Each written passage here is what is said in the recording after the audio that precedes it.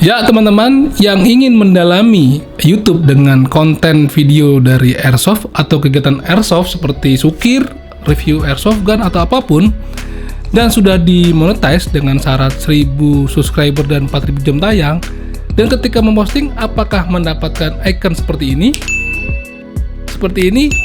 atau bahkan seperti ini. Oke, sebelum membahas lebih lanjut, mari saksikan Bumper SK.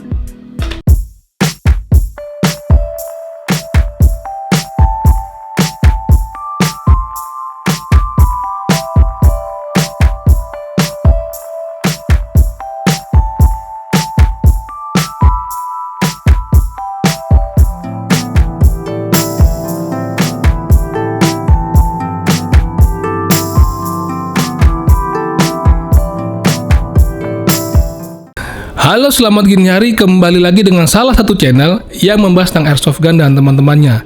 Di video kali ini gue ingin memberikan informasi tentang kisi-kisi apa aja sih ketika kita membuat video tentang Airsoft gun.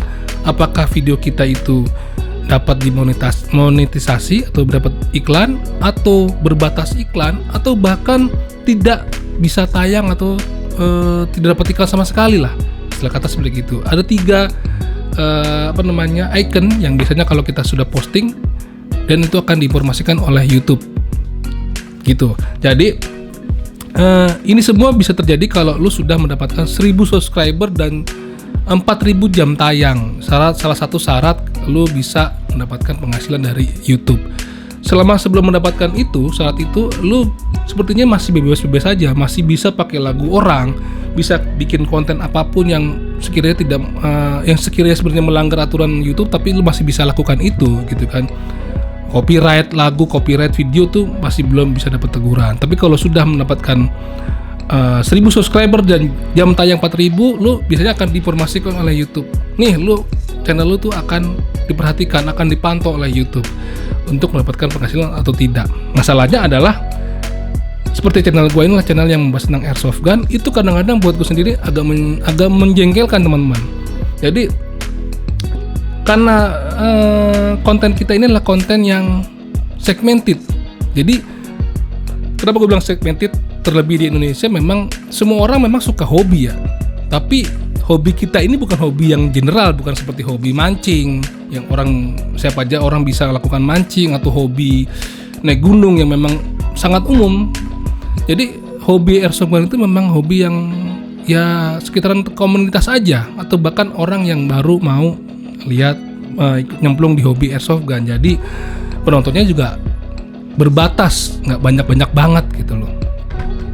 Dan terlebih juga konten Airsoft gun itu di sebagian besar negara gitu kan, memang dilarang gitu loh, emang nggak bisa gitu tayangkan. Makanya YouTube ini masih mendeteksi bahwasanya konten yang berkaitan sama Airsoft gun itu adalah salah satu konten yang memang ada sedikit larangan gitu loh, ada sedikit tricky gitu. Boleh atau enggaknya itu kadang-kadang kita masih sendiri belum bisa tahu persisnya seperti apa. Hanya YouTube yang bisa menilai lah hal tersebut gitu teman-teman. Oke teman-teman, gue akan coba kasih contoh ketika gue memposting video Airsoft gun, video review ke channel gue. Apa aja nanti yang keluar dari YouTube, feature-feature yang keluar dari YouTube ketika kita memposting video tersebut. Mari kita ikuti. Nah, sekarang kita upload nih. Kita upload videonya, kita ambil dari source download gua. Di sini sudah ada video. Tarik videonya. Nah, di sini kita kasih nama ya, misalnya Abo video. Lalu deskripsinya bla bla bla bla bla. Lalu kita kasih thumbnail. Thumbnailnya asal-asalan dulu ya.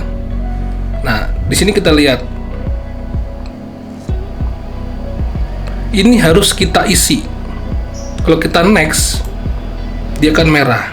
Jadi video Airsoft itu biasanya aku pakai no, it's not for kids. Nah, kita lihat di sini ada age restriction, diharuskan. Nah, inilah yang akan nantinya mengacu kepada apakah konten video airsoft kita itu bisa dimonetize atau berbatas. Nanti kita akan bahas lebih lanjut. Kita next aja dulu. Nah, di sini kita bisa pilih mau dimonetize atau enggak. Bisa dimonetize lah ya.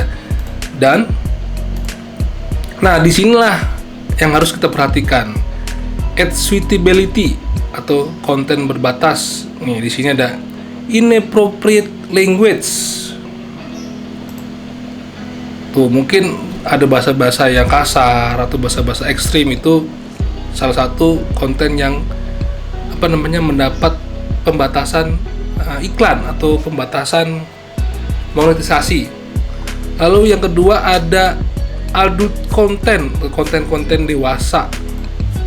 Kita buka di sini, nah tuh bisa baca sendiri, panjang, intinya yang berbau-bau sexuality, terus kegiatan seksual, telanjang, tuh diskus tentang pornografi segala macam, itu juga dibatasi ataupun tidak dapat dimonetize juga. Kadang-kadang violence, tuh violence juga tentang kekerasan lah ya terhadap orang ataupun hewan, ini juga dibatasi. Lalu ada shocking content, misalnya prank-prankan gitu kali ya. Tuh shocking content mungkin gambar-gambar yang bisa mengejutkan orang gitu kan. Lalu juga ada harmful or dangerous act. Sini bisa kalian baca sendiri nanti isinya apa aja. Seperti mungkin kecelakaan, prank lah di sini, prank. Tuh, health risks like drinking or eating non-edible. Nah, itu masuk ke harmful or dangerous act. Lalu reaction drugs content, ya mungkin konten-konten yang isinya reaksi ketika orang mabok gitu kan. Tuh, bisa bacalah secara detail ya kan. Terus hateful and derogatory content. Tuh, semua konten-konten ini ada poin-poinnya aja, poin-poin detailnya gitu loh. Nah, kita itu airsoft itu konten masuk ke firearm and related content. Biasanya kalau kita contreng ini, ya kan, lu bisa lihat save for ads. Jadi lu aman konten lu kalau kita klik ini, seperti misalnya hunting related content or gun show.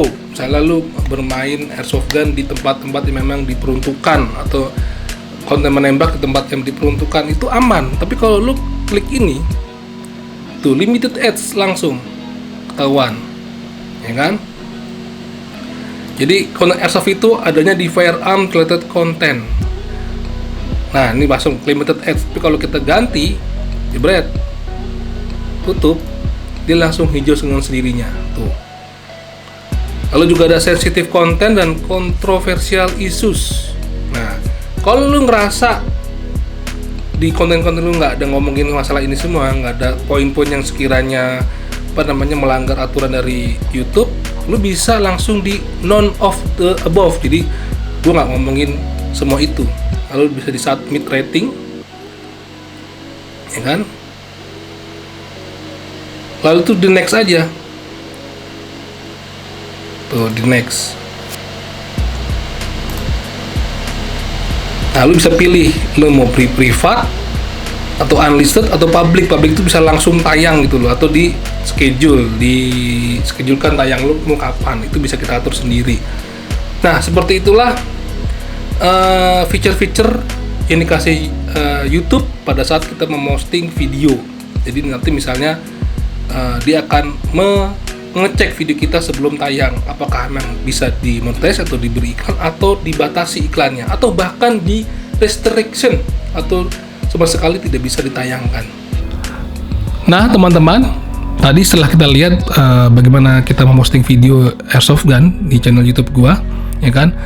Biasanya dulu sebelum gua mendapatkan 1000 subscriber dan 4000 jam tayang, yang artinya channel gue itu dimonetisasi oleh si YouTube, kolomnya nggak seperti itu, sangat sederhana. Tapi ketika sudah mendapatkan persyaratan tersebut, kolomnya akan lebih detail dan lebih banyak persyaratan, step-stepnya. Jadi kita perlu harus pastikan membaca dengan baik apakah memang konten kita itu tidak melanggar aturan dari si YouTube. Kalau nggak melanggar, ya tentunya aman-aman aja. Tapi YouTube ini akan meninjau beberapa saat ketika kita setelah memposting, mungkin sekitar 10-15 menit. Dia akan mengecek katakan video kita itu materinya gimana secara sistem. Apabila aman, maka akan tayang, bisa akan tayang di publik gitu kan. Tapi jika ternyata memang konten kita itu ada sedikit masalah atau aturan yang dilanggar, maka si YouTube akan memberikan dolar kuning, ya kan? Dan di situ kita bisa merequest secara manual. Jadi video yang kita posting itu akan ditinjau secara sistem dan secara manual. Kalau secara secara mesin itu ternyata ada pelanggaran, kita bisa meminta peninjauan secara manual oleh orang, ya kan? Jadi dia akan ditinjau kembali sama si YouTube. Mungkin sekitar paling lama sehari 2 hari lah. Setelah itu YouTube akan ngasih tahu apakah konten kita itu bermasalah atau enggak. Nah, konten yang enggak bermasalah itu akan mendapatkan dolar warna hijau, ya kan? Apa aja sih konten-konten airsoft yang bisa mendapatkan dolar warna hijau atau dapat iklan? Nah, yang pernah gue alamin adalah konten yang hijau itu seperti misalnya gue membahas impresi sama temen-temen. Nah, itu bisa langsung tuh dapat dolar hijau. Lalu konten-konten sukir. Nah, kenapa konten sukir itu dapat dolar hijau? Kalau kita lihat tadi pada saat gue posting video di mana ada step firearm related, di situ ada pilihan di mana kalau kita menggunakan replika senjata atau senjata di tempat latihan itu langsung dimonetisasi atau diperbolehkan. Artinya teman-teman yang mempunyai konten YouTube sekitaran tentang isinya tentang sukir itu dipastikan aman, nggak bermasalah, asal tidak ada kata-kata kasar lah atau kata-kata kotor atau kegiatan-kegiatan sifatnya kekerasan pada saat kita sukir, itu pasti aman. Lalu apalagi yang hijau? Biasanya kalau kita membahas tentang tutorial, kayak tutorial ngecat airsoft, ya kan, tutorial menggunakan gear gitu atau membongkar airsoft, itu biasanya aman. Kenapa gue bilang gue biasanya aman? Karena gue sendiri sekarang masih belum tahu tuh apa aja sih poin-poin nilai yang memang dari YouTube itu bener-bener aman dan tidak. Jadi kadang-kadang sendiri menurut gue ini gue rasa aman, tapi tiba-tiba dari YouTube nggak aman. Itu kadang-kadang menjengkelkan sih buat gue. Nah, apa sih kegiatan-kegiatan airsoft gun atau video-video airsoft gun yang sekiranya mendapatkan berbatas iklan? Berbatas iklan itu bahasa YouTube-nya ad suitability. Artinya iklan yang didapat itu bisa dapat, bisa enggak. Kalaupun dapat itu berbatas gitu. Jadi ini juga sangat menjengkelkan gitu. Apa aja yang memang benar-benar itu berbatas video kita yang kita buat? Itu misalnya seputaran tentang review airsoft gun. Gue ini mereview airsoft gun udah banyak coy. Ya kan udah dari tahun 2019 bersama Thesaurus. Dan itu hampir semuanya ternyata mendapatkan batas iklan atau dolar kuning. Itu capek bener memang. Tapi memang nggak semuanya. Lagi-lagi gue bilang, ini gue nggak tahu cara YouTube menilai. Ada juga yang memang review airsoft gun itu dapat iklan atau dolar hijau. Tapi sebagian besar memang dapat kuning. Berbagai macam cara udah gue lakuin, kayak misalnya di awal itu selalu gue tulis disclaimer, ini adalah mainan, bukan senjata api, tetap dapat dolar kuning atau berbatas iklan. Atau gue ngakalin misalnya beberapa contoh, gue pernah ngikutin airsoft terluar, misalnya ngomongin MK18 Mod 2 garis miring airsoft unboxing video review, itu di mereka bisa dapat iklan. Tapi ketika gue terapkan di video gue nggak bisa dapat iklan atau berbatas iklan. Jadi memang apa sih yang menjadi penilaian si YouTube terhadap konten airsoft kita tuh, terutama masalah review itu gue juga belum tahu pastinya seperti apa gitu. Apa yang memang sekiranya boleh dan enggak gitu. Apalagi yang sekiranya dilarang atau mendapatkan batasan iklan di konten airsoft kita. Misalnya ngomongin tentang penjualan, kan tadi kan ngomongin review sama menjual kan beda. Kadang-kadang kalau gue nih ya, di gue itu gue hanya mereview, tidak istilahnya memberikan informasi tentang penjualan, jual di mana ataupun harganya berapa. Nah, konten menjual airsoft gun itu juga sebagian besar, kalau bukan sebagian besar lagi, malah itu sudah langsung dibatasi iklannya, langsung kena, nggak pakai ditinjau lagi. Jadi langsung bener-bener dilarang konten-konten sifatnya menjual replika senjata, apalagi senjata ya menurut gua. Jadi gitu teman-teman. Jadi buat teman-teman yang memang kontennya isinya mereview unit ya kan, ataupun menjual airsoft gun atau berupa replika senjata, gue bilang harus sabar-sabar amat. Kita harus mencari, mengulik apa aja sih yang sebenarnya bisa bebas dari batasan iklan ini gitu kan. Gue nggak tahu persisnya seperti apa. Jadi ya teman-teman yang isinya konten seperti itu harap bersabar dan harus mencari tahu lebih lanjut tentang apa-apanya gimana gitu. Ngerti kan ngomongnya apa-apanya gimana tuh gimana maksudnya ya? Gue juga sendiri belum tahu lah.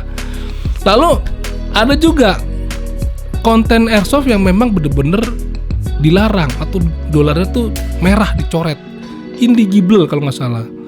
Jadi biasanya itulah konten-konten airsoft yang ada copyright, baik itu lu ngambil cuplikan, misalnya ngambil cuplikan video dari airsoft lain ataupun konten lain, lu masukin ke video lu tanpa lu mendapatkan izin, atau bahkan lu menggunakan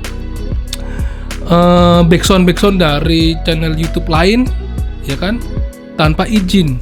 Nah, itu lu akan mendapatkan copyright, ya kan, klaim copyright. Artinya video lu itu akan kemungkinan besar tidak bisa tayang gitu kan.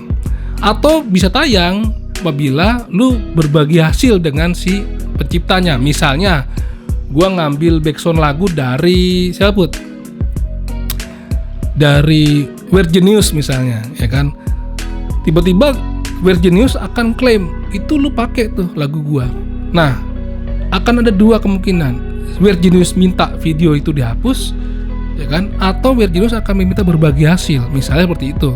Misalnya di video itu gue mendapatkan keuntungan atau dimonetisasi sebesar misalnya 5 juta. Itu akan otomatis ketika kita mendapat teguran dari Weird Genius, otomatis akan dipotong 2,5 gitu. Secara otomatis tuh sama si YouTube-nya, karena kita sudah memakai dan sudah dililan sama si penciptanya. Begitu yang gue tahu teman-teman. Jadi masalah copyright ini memang juga sangat harus diperhatikan, apalagi zaman sekarang kita kan semua orang juga butuh duit. Mau kita mau ngambil lagu dari dalam negeri ataupun dari luar negeri bahkan sekalipun, itu bisa kedetek sama YouTube gitu loh. Misalnya nih lagu atau video punya siapa. Jadi harus berhati-hati. Lu harus teliti lagu-lagu mana yang memang bisa dipakai bebas oleh konten kreator, ataupun source mana yang sekiranya memang berbahaya untuk kita pakai gitu kan. Sebenarnya YouTube sendiri ngasih source video, audio yang bisa kita pakai secara gratis. Kalau lu nanti udah dimonetasi, lu akan ada namanya YouTube Creator. Di situ lu bisa lihat tuh, cari gambarnya, ikonnya gambar tangga nada. Di situ lah berbagai macam kumpulan backsound yang bisa kita jadikan berbagai macam lagu-lagu yang kita bisa jadikan backsound di video kita gitu. Daripada lu ngambil dari YouTube, sangat berbahaya. Kecuali kalau emang lu mau ngambil dari situs lagu atau audio yang berbayar dan lu bayar, nggak masalah. Kalau lu nggak mau bayar ya carilah yang free gitu kan. Ada biasanya source lagu atau backsound di YouTube yang memang membolehkan dengan syarat lu mencantumkan deskripsi di mana lagu itu dibuat atau backsound itu lagu dibuat. Lu cantumkan dan lu copy paste di deskripsi video lu gitu. Oke teman-teman, gak usah pakai lama, segitu aja dulu video tentang apa aja sih konten video yang aman dan tidak aman di YouTube, khususnya di kegiatan hobi kita ini ya kan. Buat teman-teman yang memang sedang mendalami kegiatan membuat video di airsoft gun dan ingin taruh di media sosial dan contohnya adalah YouTube, perlu sedikit kita mau belajar tentang apa yang dilarang dan tidak dilarang pada saat kita memposting video airsoft kita. Oke, semoga video ini bisa membantu teman-teman. Sampai jumpa di video SG berikutnya. Dadah.